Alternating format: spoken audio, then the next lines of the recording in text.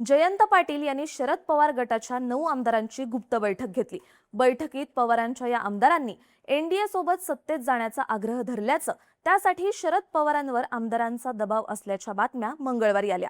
मग मंगळवारी रात्री जयंत पाटील हे वर्षा बंगल्यावर मुख्यमंत्री देवेंद्र फडणवीसांच्या भेटीला पोहोचले। त्यावेळी अजित पवार गटाचे प्रदेशाध्यक्ष सुनील तटकरे आणि खासदार प्रफुल्ल पटेल सुद्धा तिथे उपस्थित होते। आता जयंत पाटील यांनी पुढाकार घेऊन एनडीए सोबत जायचं की नाही यावर आमदारांची मतं घेणं आणि नंतर मुख्यमंत्री फडणवीसांची भेट घेणं, यामुळे शरद पवार गटात मोठी उलथापालथ होणार अशा चर्चांना उधाण आलं। एकीकडे हे होत असतानाच बुधवारी सकाळी आणखी एक बातमी आली।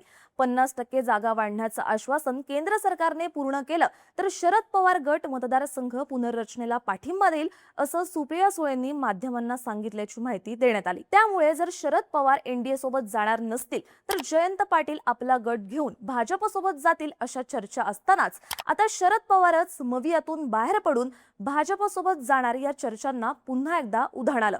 या दोन्ही घटनांमधून आता प्रश्न फक्त एनडीए सोबत जाण्याचा नाही, तर हा सगळा डाव कोण खेळतय याबद्दल तर्क काढले जात आहेत। जयंत पाटील आमदारांच्या माध्यमातून स्वतंत्रपणे भाजपची वाट धरतायत की शरद पवार स्वतःच नव्या राजकीय समीकरणांच्या तयारीत आहेत अशा चर्चा आता व्हायला लागल्यात। यावरून कोण कोणाचा विश्वासघात करताय, खंजीर कोणाच्या हातात आहे आणि तो कोण कोणाच्या पाठीत खुपसतय समजून घेऊया या व्हिडिओमधून। नमस्कार, मी रुचिता आणि तुम्ही बघताय बोलभिडू। खंजीर नेमका कोणाचा हे बोलताना सगळ्यात आधी बोलावं लागतं ते शरद पवारांच्या भूमिकेबद्दल। काहीही झालं तरी तडजोड नाही, भाजप विरोधातच लढायचं ही भूमिका शरद पवारांनी गेल्या काही वर्षात जास्त ठळक केली।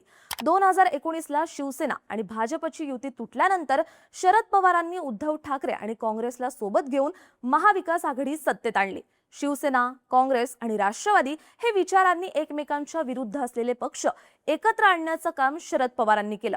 कुठल्याही परिस्थितीत भाजपला सत्तेत येऊ द्यायचं नाही, हाच त्यामागे पवारांचा हेतू होता। 2023ला ज्यावेळी अजित पवारांनी पक्षात बंड करून भाजपसोबत जाण्याचा निर्णय घेतला तेव्हा राष्ट्रवादीचा चेहरा कोण असा प्रश्न विचारण्यात आल्यानंतर शरद पवारांनी हात उंच केला आणि आपण भाजपशी 2 हात करायला समर्थ आहोत हेच शरद पवारांनी आपल्या कृतीतून दाखवलं। पक्ष चिन्ह गेलं, राजकीय परिस्थिती बदलली तरी पवारांनी आपली भूमिका बदलली नाही। 2024च्या लोकसभा निवडणुकीआधी विरोधी पक्षांची इंडिया आघाडी उभी राहत असताना शरद पवार हे त्यातले महत्त्वाचे नेते होते। विविध बैठका, जागा वाटप आणि विरोधकांची एकजूट कायम ठेवण्यात शरद पवारांचा वाटा मोठा होता। मुख्य म्हणजे इंडिया आघाडीच्या भाजप विरोधी राजकारणातली महाराष्ट्रातला प्रमुख चेहरा शरद पवार होते। लोकसभेत महाविकास आघाडीला जे यश मिळालं त्यात शरद पवारांचा रोल महत्त्वाचा होता। जेव्हा महाविकास आघाडीकडून राज्यसभेच्या उमेदवारीची चर्चा झाली तेव्हा संजय राऊतांनी शरद पवारांना ठाकरे गटाचा पाठिंबा जाहीर केला। यामुळे उद्धव ठाकरेंच्या पक्षातील नाराजी सुद्धा उफाळून आली। स्वतः आदित्य ठाकरेंनी यावरून संजय राऊत यांच्यावर उघड नाराजी व्यक्त केल्याच्या बातम्या आल्या, पण तरी सुद्धा ठाकरे गटानं शरद पवारांना असलेला आपला पाठिंबा कायम ठेवला। काँग्रेसने सुद्धा शरद पवारांना पाठिंबा द्यायला कुठलीही आडकाठी घेतली नाही आणि शरद पवार मवियाकडून राज्यसभेचे खासदार झाले।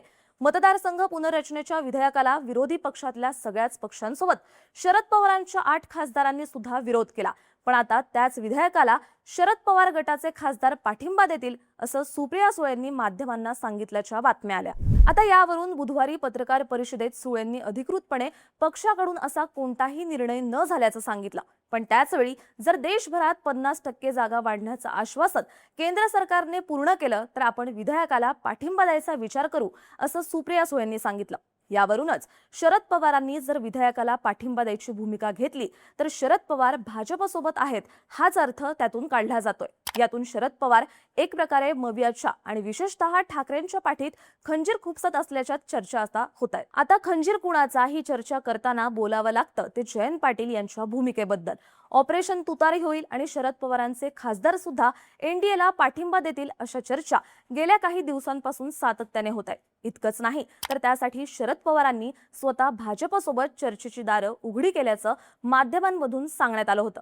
मग भाजपचे नेते विनोद तावडे आणि शरद पवार गटाचे ज्येष्ठ नेते जयंत पाटील यांची गुप्त बैठक झाल्याच्या बातम्या आल्या आणि देवेंद्र फडणवीसांनी थेट दिल्ली गाठली। अमित शहांच्या भेटीनंतर दिल्लीतूनच एनडीएत आता कुठलाही नवीन पक्ष येणार नाही असं फडणवीसांनी स्पष्टपणे सांगितलं। राज्याच्या राजकारणातला आपला होल्ड भक्कम राहावा यासाठी देवेंद्र फडणवीस शरद पवारांच्या राष्ट्रवादीला एनडीएत एंट्री देत नसल्याचं सांगण्यात आलं। तसं पाहायला गेलं तर डिलिमिटेशन विधेयक पास करण्यासाठी केंद्रातील भाजपला शरद पवारांचे 8 खासदार महत्त्वाचे असले तरी राज्यातल्या सत्तेसाठी शरद पवारांच्या पाठिंब्याची कुठलीही गरज भाजपला नाही।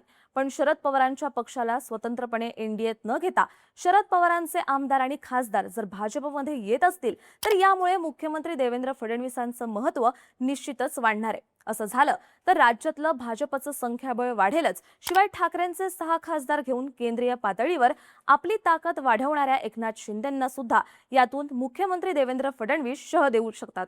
यामुळे भाजपचे खासदार शिंदेंपेक्षा वाढतील आणि भाजप राज्यात केंद्रीय पातळीवर सुद्धा नंबर 1 पक्ष ठरेल।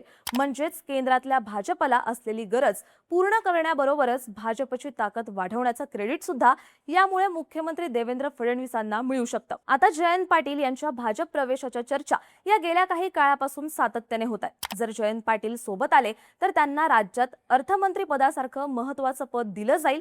यामुळे साहजिकच जयंत पाटील यांची राजकीय ताकद आणि महत्त्व वाढणार आहे। त्यामुळे जयंत पाटील गटाला पक्षात घेऊन देवेंद्र फडणवीस टप्प्यात कार्यक्रम करतायत का, अशा चर्चा आता होत आहेत। आता जयंत पाटील यांचं वर्षा बंगल्यावर जाणं आणि त्यावेळी तटकरे पटेलांचं तिथे असणं याला निव्वळ योगायोग नाही, तर यामागे काही राजकीय खेळी दडल्याच्या चर्चा होत आहेत। एकतर जयंत पाटील पवारांसोबतच्या आमदार खासदारांना थेट भाजपमध्ये घ्यायचं किंवा ज्या अजित पवारांच्या राष्ट्रवादीवर फडणवीसांनी आपला होळ निर्माण केलाय त्या पक्षात जेपी गटाला विलीन करून घ्यायचं, ही फडणवीसांची खेळी असल्याचे तर्क आता काढले जातात। या संपूर्ण समीकरणात सर्वात मोठा राजकीय फटका कोणाला बसू शकतो तर तो शरद पवारांना, कारण त्यांच्या पक्षातील माजी प्रदेशाध्यक्षांसह आमदार आणि खासदार जर जयंत पाटील यांच्या नेतृत्वाखाली भाजपमध्ये गेले तर शरद पवारांच्या अनेक दशकांच्या संघटनात्मक राजकारणालाच मोठा धक्का बसू शकतो। जे शरद पवार केंद्रातल्या खासदारांची भाजपला असलेली गरज ओळखून आपली बार्गेनिंग पॉवर वाढवण्याचा डाव टाकत असल्याच्या चर्चा होत्या, तो डावच फडणवीस उधळून लावू शकतात। जयंत पाटलांच्या नेतृत्वातील संभाव्य फूट ही दुसरी आणि कदाचित जास्त निर्णायक फूट ठरू शकते। जयंत पाटील यांच्या हातात खंजीर देऊन फडणवीस शरद पवारांचं राजकारणच संपवत असल्याचं चित्र निर्माण होऊ शकतं, अशा चर्चा आता होत आहेत। थोडक्यात जयंत पाटील आणि सुप्रिया सुळे या दोघांनीही अधिकृतपणे कुठलाही निर्णय झाला नसल्याचं स्पष्ट केलंय। त्यामुळे सध्या समोर आहेत त्या फक्त राजकीय चर्चा आणि शक्यता। पण या चर्चांनी एक प्रश्न मात्र निर्माण झालाय, भाजपसोबत जाण्याची चाल नेमकी कोण खेळताय? शरद पवार स्वतः नवं राजकीय समीकरण तयार करतायत की जयंत पाटील स्वतंत्र मार्ग स्वीकारतायत? खंजीर नेमका कोणाच्या हातात आहे आणि कोण कोणाच्या पाठीत तो खुपसताय? याबद्दलच्या तुमच्या प्रतिक्रिया कमेंट करून नक्की सांगा आणि बोल भिडूच्या YouTube चॅनलला सबस्क्राईब करायला विसरू नका।